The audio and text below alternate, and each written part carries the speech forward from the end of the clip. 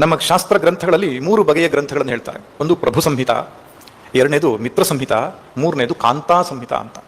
ಸಂಹಿತ, ಪ್ರಭು ಸಂಹಿತ ಅಂತ ಹೇಳಿದ್ರೆ ರಾಜನ ಹಾಗೆ ಆಜ್ಞೆ ಮಾಡತಕ್ಕಂಥ ಗ್ರಂಥಗಳು.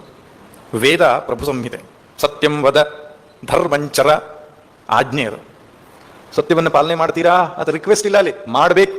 ಮಾತೃದೇವೋ ಭವ ಪಿತೃದೇವೋ ಭವ ಆಜ್ಞೆಯನ್ನು ಮಾಡುತ್ತೆ ವೇದ. ಆದರೆ ಕೆಲವು ಗ್ರಂಥಗಳು ಮಿತ್ರ ಸಂಹಿತ, ಅಂದ್ರೆ ಸ್ನೇಹಿತನ ಹಾಗೆ. ಒಬ್ಬ ಮಿತ್ರ ಇನ್ನೊಬ್ಬ ಮಿತ್ರನಿಗೆ ಹೇಳುವಾಗ with lot of logic and reasonings ಏನು ಹೇಳ್ತಾರೆ, ಸಕಾರಣವಾದಂತಹ ಚಿಂತನೆಯನ್ನು ಅವನಿಗೆ ಕೊಟ್ಟು ಅವನನ್ನು ಮಾಡುವ ಹಾಗೆ ಮಾಡ್ತಾನೆ. ನೋಡಪ್ಪ, ಹೀಗೆ ಮಾಡದಿದ್ರೆ ಹೀಗಾಗ್ತದೆ, ಹೀಗಾದ್ರೆ ಈ ನಷ್ಟ ಆಗ್ತದೆ ಎನ್ನುವಂತಹ ಒಂದು ಕಾರ್ಯಕಾರಣ ಸಂಬಂಧವನ್ನು ಹೇಳಿ ಮಿತ್ರನಿಗೆ ಬೋಧನೆಯನ್ನು ಉಂಟು ಮಾಡುವ ಹಾಗೆ ಕೆಲವು ಗ್ರಂಥಗಳು. ನಮ್ಮ ಧರ್ಮಶಾಸ್ತ್ರಗಳೆಲ್ಲವೂ ಕೂಡ ಆ ಪಾಲಿಗೆ ಸೇರಿಕೊಡ್ತವೆ, ಪುರಾಣವೂ ಕೂಡ. ಇನ್ನು ಕಾಂತಾ ಸಂಹಿತ ಅಂತ ಹೇಳಿದ್ರೆ ಹೆಂಡತಿ ಗಂಡನಿಗೆ ತಿಳಿಸುವ ರೀತಿಯಲ್ಲಿ ತಿಳಿಸುವ ಗ್ರಂಥಗಳು.